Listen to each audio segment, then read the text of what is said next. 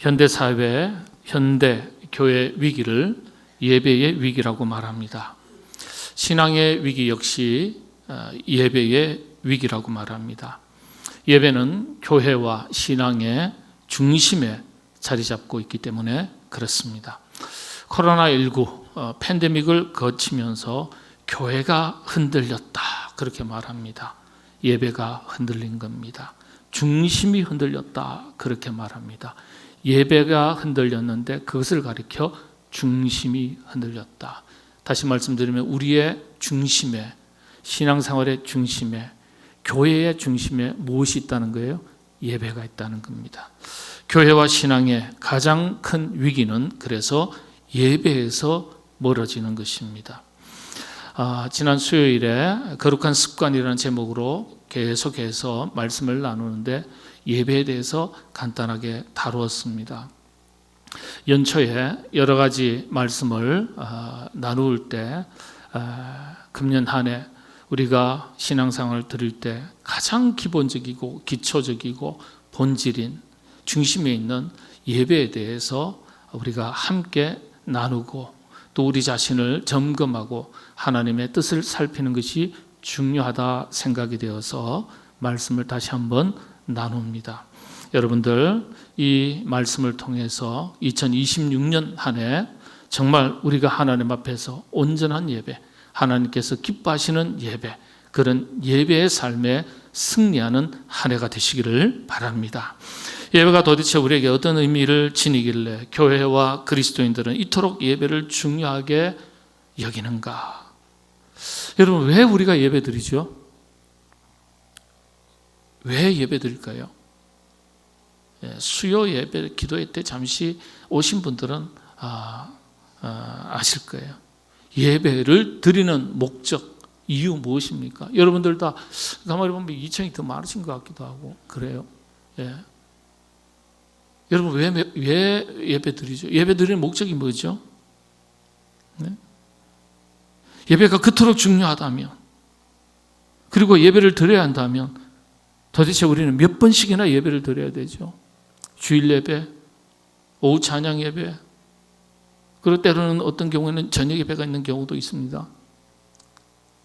새벽 기도회, 수요 기도회, 금요 기도회, 목장 예배. 그런데 수요 기도회, 새벽 기도회, 금요 기도회, 오후 찬양 예배 성경에는 없습니다. 그럼 불필요한 예배를 드리는 건가요? 의미가 없는 것입니까? 아니죠. 그 예배가 다 소중해요.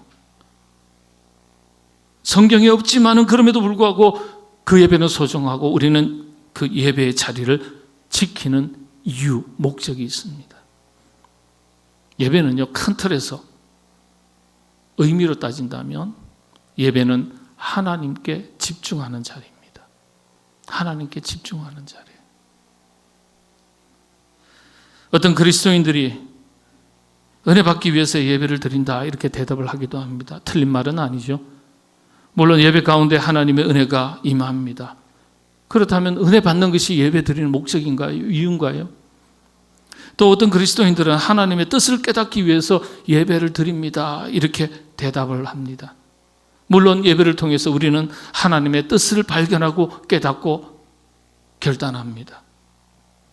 그렇다면 하나님의 뜻을 깨닫는 것이 예배의 목적입니까? 예배 드리는 이유입니까? 또 어떤 그리스도인들은 자신의 삶의 문제를 해결하기 위해서 예배를 드린다 이렇게 대답을 합니다. 물론 예배를 통해서 우리가 삶에 문제가 있을 때, 고민거리가 있고 걱정거리가 있고 어떤 시련과 역경이 있을 때 그 문제가 해결되기 위해서 예배 자리에 나와서 하나님의 은혜를 도우심을 구합니다. 그리고 예배를 통해서 우리의 삶의 문제가 해결되는 은혜, 경험을, 체험을 하기도 합니다. 자, 그렇다면 우리의 삶의 문제를 해결하는 것이 예배 드리는 목적인가요? 사실 이 모든 것은 예배 가운데 일어날 수 있는 귀한 열매들입니다. 분명한 은혜들입니다. 그런데 그것들이 과연 예배의 참된 목적일까요? 아니면 예배를 통해서 따라오는 결과들일까요? 이 질문 앞에서 우리는요, 예배의 본질에 대해서 다시 한번 깊이 생각하지 않을 수가 없습니다. 왜 우리는 예배 드려야 하는가? 예배 드리는 진짜 참된 목적과 이유는 무엇인가? 오늘 본문 말씀에 그 해답이 있습니다. 첫 번째입니다. 너무나 뚜렷하고 너무나 명확하고 분명한 예배의 제1의 목적입니다. 첫 번째는요, 하나님께 영광을 돌리기 위함입니다. 이사야서 43장 21절 말씀에 이런 말씀이 있습니다. 이 백성은 너희가 나를 위하여 지었나니 나를 찬송하게 하려 함이니라. 아멘. 예배의 근본적인 목적은요, 하나님이 어떤 분이신지를 인정하고 높이는 것입니다. 예배는요, 우리를 위한 시간이기 이전에 하나님을 하나님 되게 하는 시간입니다. 이건 인간 창조의 목적과도 일치합니다. 여러분들 대부분 세례 받으셨죠? 세례 받기 전에 뭐 하죠? 일주일 전에 세례 문답을 합니다. 근데 그 세례 문답이요, 웨스트민스터 신앙 고백을 질문과 대답으로 바꿔서 여러분들을 교육하고 그리고 세례 문답을 합니다.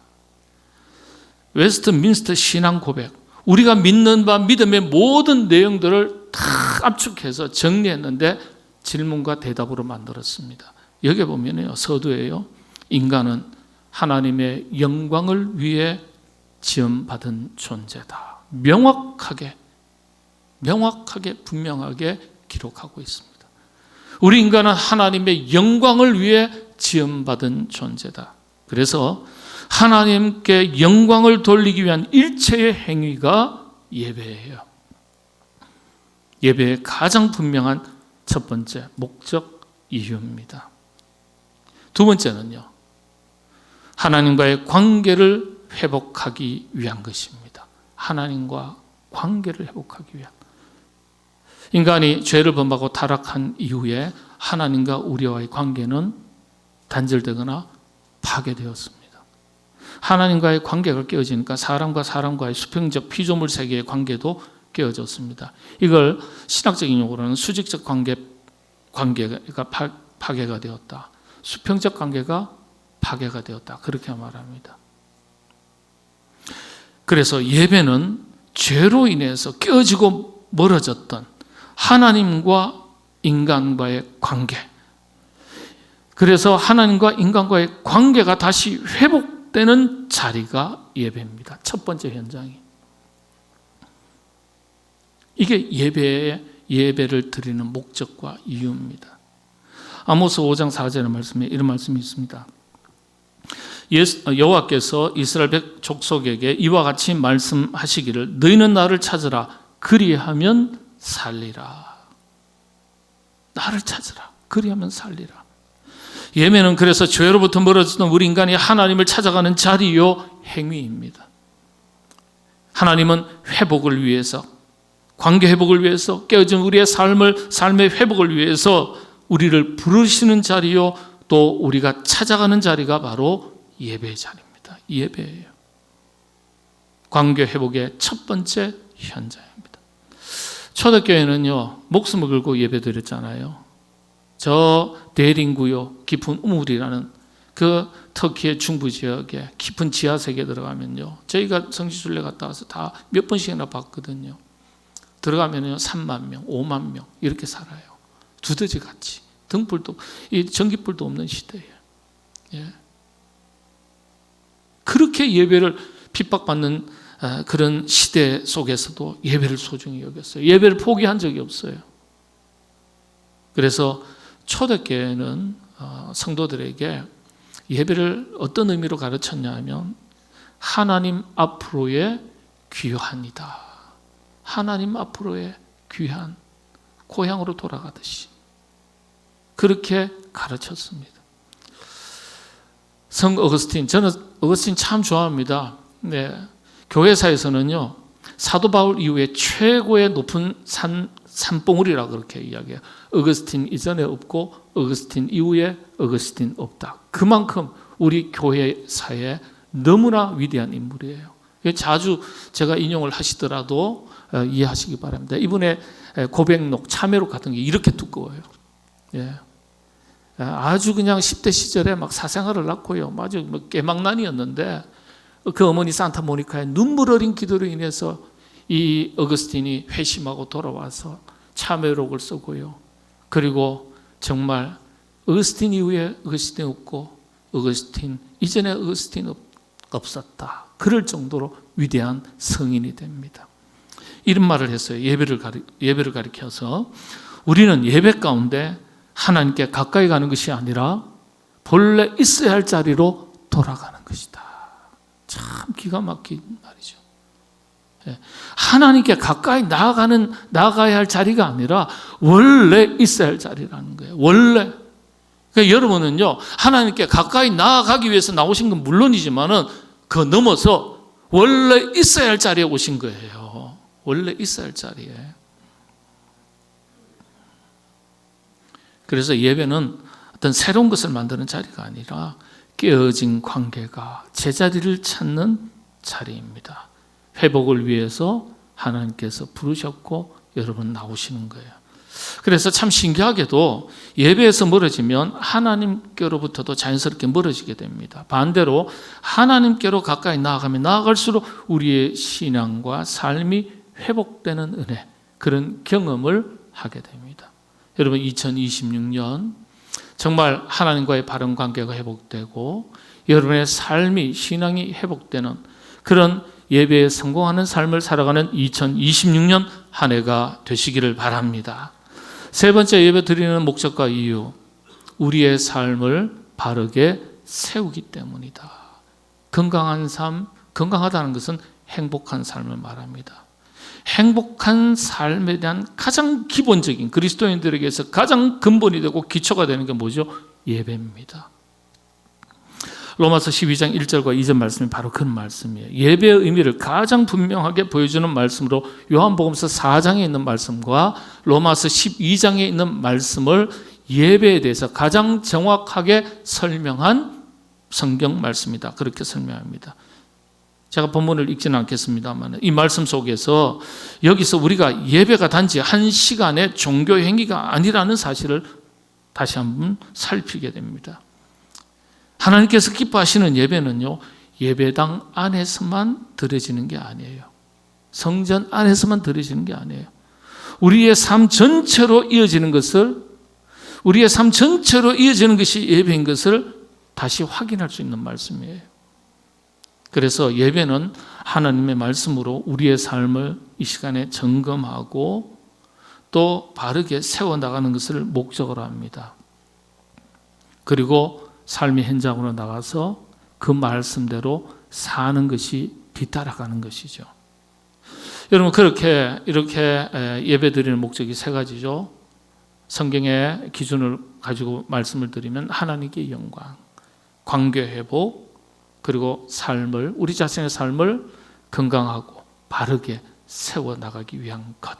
이 세 가지가 바로 우리가 예배를 드리는 이유이자 목적입니다. 제1의 목적은 하나님께 영광입니다. 이 세 가지를 가만히 살펴볼 때 무엇인가 우리는요, 끊임없이 반복적으로 얼마나 많은 예배를 드립니까? 그럼에도 불구하고 우리가 다시 고민하지 않을 수 없는 것들을 발견하게 됩니다. 어떤 것이겠습니까? 한번 생각해 보시죠. 많은 사람들이 예배를 드리는 이유, 목적을 뭐라고 이야기한다고요? 무엇인가 얻기 위한, 하나님의 은혜를 구하고 얻기 위하여 예배를 드리는 경우가 많다는 거예요. 예배 가운데 은혜가 있지만 그 은혜를 얻기 위한 것이 예배의 목적은 아닙니다. 많은 그리스도인들은 은혜가 넘치는 예배, 감동이 넘치는 예배, 어떤 특별한 순서와 감동적인 음악, 깊이 있는 설교, 영감 있는 찬양, 여러 가지들, 이런 것들이 갖추어져서 그런 예배를 드리게 되면 제대로 된 예배가 드려졌다, 잘 준비된 예배가 드려졌다, 야, 은혜로운 예배가 드려졌다, 그렇게 생각합니다. 마음에 감동이 있거나 특별한 체험이 있으면 은혜가 넘친다고 말합니다. 그런 예배가 그런데 참된 예배, 제대로 된 예배, 성공적인 예배가 될 수 있겠습니까? 우린 그런데 그렇게 믿어요.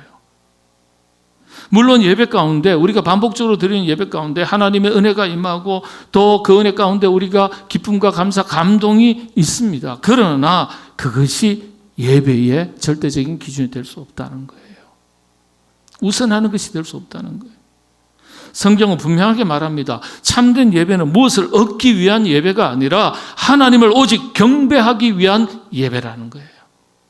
그래서 우리가 주의할 것은 은혜 받는 것에 자꾸 집중하면 집중할수록 우리의 예배는요, 무엇인가 얻는 것에 더 깊이 빠져든다는 사실입니다. 진정한 예배는 무엇을 얻기 위한 것이 아니라 오직 하나님 한 분만을 경배하기 위한 것을 목적으로 하는 예배입니다. 그래서요, 이런 예배가 드려지게 되면, 이런 예배를 드리려면요, 예배가 좀 딱딱할 수 있어요. 재미없을 수 있어요. 어떤 목사님 막 농담도 잘 하시고 재밌는 유머도 많이 하시고, 저는요 지질이 농담도 못하고 유머도 없고 생긴 것도 시커먼데다가, 예. 근데 참 신기한 거는요, 그렇게 막 재밌게 하고 막 이러면은요 사람들이 박수치고 좋아해요. 뭐 그것도 괜찮은 것 같아요. 저는 재주가 없어서 그러는지 모르겠지만, 어떤 예배는 딱딱하기도 하고 무리할 수도 있어요. 흔히 하는 말대로 감동과 감격이 없을 수도 있습니다. 은혜와는 전혀 거리가 먼 예배가 될 수도 있어요. 그런데 이런 예배는요, 예배 드리는 인간의 주관적인 감정 판단일 뿐입니다. 중요한 것은 우리의 만족이 아니라 하나님께서 얼마나 기뻐 받으시는가, 받으시는 예배가 되는가, 여기에 있는 겁니다. 내가 은혜 받았냐 안 받았냐 그게 중요하지 않아요. 오늘날 많은 예배가 하나님 중심이 아니라 인간 중심으로 흐르고 있다, 그렇게 이야기합니다. 예배학 교수들이나 예배학 학자들은요, 예배의 초점이 하나님이 아니라 예배 드리는 사람에게 맞춰져 있기 때문이에요. 무엇인가 얻기 위해서 드려지는 예배, 결국 이 예배가 어떤 예배입니까? 인간 중심의 예배, 인본주의적인 예배가 될 수밖에 없습니다. 이 시대의 마지막 예언자, 선지자 에이든 윌슨 목사님은 유명한 책 쓰셨잖아요. 예배인가 쇼인가. 예배인가 쇼인가. 오늘날 우리가 드는 많은 예배가 인본주의 예배, 이런 인본주의 인간 중심의 예배에 오염되어 있다, 이런 위험에 놓여 있다, 날카롭게 지적하고 있습니다. 인간의 만족, 하나님께 경배드리고 하나님께 기쁨을 드리는 것이 우선되지 못하고 내 삶의 문제가 해결되고 내가 마음의 감동이 되고 기쁨이 되고 은혜가 되는, 은혜 받는 그것에 초점이 맞춰져 있다는 거예요. 그것이 잘못된 건 아니지만 그게 우선은 아니라는 거예요. 자, 그렇다면 하나님께서 원하시는 예배는 어떤 예배입니까? 바로 본문 말씀이에요. 본문 로마서 12장 1절 2절을 보면요, 전혀 다른 방향을 우리에게 제시하고 있습니다. 하나님께서 기뻐하시고 원하시는 예배. 첫 번째가 말씀의 1절에 보면 너희를 권하노니, 권면한다는 거죠. 너희 몸을 하나님이 기뻐하시는 거룩한 산 제물로 드려라. 산 제물로 드려라. 산 제물. 이 살아있다 산, 이건요 어떤 뜻이냐면 이 헬라어로 조라고 하는데, 이 조라는 단어는 우리 삶 전체를 말할 때 조라고 말합니다. 조. 우리 생애 번역을 직역을 하면 생애라는 뜻이에요. 생애. 예. 우리 삶 자체를 말하는 거예요. 조. 그러니까 우리 생애, 우리 삶 전체를 하나님께 영광이 되도록 살아가라는 뜻이에요. 이것이 하나님께서 기대하시는 예배다. 그리고 너희 몸을 그랬지 않습니까? 비슷한 말이죠. 재물이나 아니면 몸이나, 몸을 가지고 재물로 사용하는 거니까. 근데 서로 연결되어 있는 단어인데 너희 몸, 헬라어로 소조라고 말합니다. 비슷하죠? 생애, 삶 자체를 조라고 했는데 몸은 뭐라고요? 소조라고 합니다. 헬라어로. 육체를 말하는 거예요. 육체. 소조는 여러분 참 신기하게도 육체구나, 이게 육체가 무슨 뜻이지 하는데 우리의 행위, 행동을 말합니다. 조금 더 좁은 의미죠. 예. 우리의 구체적인 행동 하나하나, 행위 하나하나의 연합이 우리의 몸인데 몸으로 살아가는 수많은 행위, 곧 실천을 말합니다. 실천. 말씀을 행동으로 옮기는 것입니다. 말씀을 행동으로 옮기는 것. 이게 하나의 예배가 된다는 거예요. 동방교회, 오르스독스 교회에 아주 예배에 관한 참 너무나 유명한 격언 중에 하나가 있는데요. 하나님 앞에 드리는 최고의 예배는 하나님 뜻에 순종하는 삶이다. 여러분, 예배라는 것은 예전 예배, 다시 말하면 제의적인 성전 안에서 드리는 이 예배가 있습니다. 그리고 여러분의 삶의 현장에서 드리는 몸으로 하나님의 말씀을, 뜻을 행동으로 옮기는 것, 그건 어디에 있어 있죠? 여러분의 생활 속에 있는 거예요. 여러분의 삶인 겁니다. 그러니까 성전 밖에서 드려지는 예배, 삶의 예배가 있다는 뜻이에요. 이걸 흔히 기독교 윤리라고 말하죠. 기독교 윤리라는 것은요, 간단하게 요약을 하면 하나님의 뜻을 따라서 사는 것입니다. 신앙윤리와 생활윤리가 합쳐진 거예요. 우리의 행위의 기준, 삶의 기준을 어디에 맞춘 것입니까? 하나님의 말씀, 하나님의 뜻에 맞추는 것을 말하죠. 하나님의 뜻을 따라서 구체적으로 삶으로 실천하는 것, 이걸 가리켜 삶의 예배라고 말합니다. 이건 뭐 벌써 널리 알려진 용어예요. 삶의 예배. 유독 우리 이제 한국 사회에서 이 용어가 널리 알려진 때는 우리 주기철 목사님의 손자 되시는 주승준 목사님께서 이 예배학 교수거든요. 삶의 예배라고 이 본문 말씀 가지고 아주 글을 쓰셨어요. 그러면서 이 용어가 널리 알려지게 됐습니다. 삶의 예배. 그 다음 마지막으로 세 번째, 하나님께서 기뻐하시는, 요구하시는 예배가 세 번째 기준은 하나님이 기뻐하시는 제사, 하나님께서 기뻐하시는 예배. 이 삶의 기준은 단 하나죠. 하나님이 기뻐하시는가 아닌가, 하나님께서 영광 받으시는가 아닌가. 그래서요, 성전 안에서 드리는 예배와 성전 밖에서의 삶은 분리될 수가 없습니다. 삶이 예배로 이어지고 드려진 예배를 통해서 그 예배 하나님의 뜻을 살피고 점검하고 그 말씀을 붙들고 다시 삶으로 이어지는 것. 예배와 삶이 일치될 때 하나님께서 기뻐하시는 예전 예배가 되는 거예요. 성전 안에서의 예배가 되고 또 성전 안에서만이 아니라 성전 밖에서 드리는 삶의 예배도 하나님께서 기뻐 받으시는 예배가 되는 겁니다. 그래서 우리는요, 예배를 무엇인가 얻기 위한 자리로만 인식해서는 안 되죠. 하나님께서 기뻐하시는 삶, 그 삶 자체가 산 제물, 산 제사가 되는데, 그리고 그런 삶을 가지고 드린 예전 성전 예배가 되면 하나님은요, 우리에게 굳이 은혜를 구하지 않아도 은혜 주시지 않겠습니까? 하나님은 그 뜻대로 행하는 자에게 은혜 주시는 거예요. 하나님 그 뜻대로 행해야 우리의 예배도 기뻐 받으시고 은혜도 주시는 겁니다. 말씀을 마칩니다. 2026년 이런 성전 예배 그리고 삶의 예배, 하나님께서 기뻐 받으시는 예배가 드려지는 한 해가 되시기를 바랍니다. 예배를 회복하시기를 바랍니다. 성전 예배 중요한 겁니다. 삶의 현장에서 말씀대로 살아가는 것도 중요합니다. 예배를 가까이 하시기를 바랍니다. 예배 드린 것을 가지고 힘써 살아가시게 되기를 바랍니다. 열심히 하나님의 뜻을 따라서 살아온 삶의 내용을 가지고 하나님 앞에 나오셔서 예배 드리시게 되기를 바랍니다. 그리고 오늘 이 예배를 통해서 하나님의 뜻을 깨달은 것을 가지고 여러분의 삶의 현장에 가서 힘써 살아내시기를 바랍니다. 온전한 예배 승리하는 모든 성도님들 다 되시기를 주님의 이름으로 축복합니다.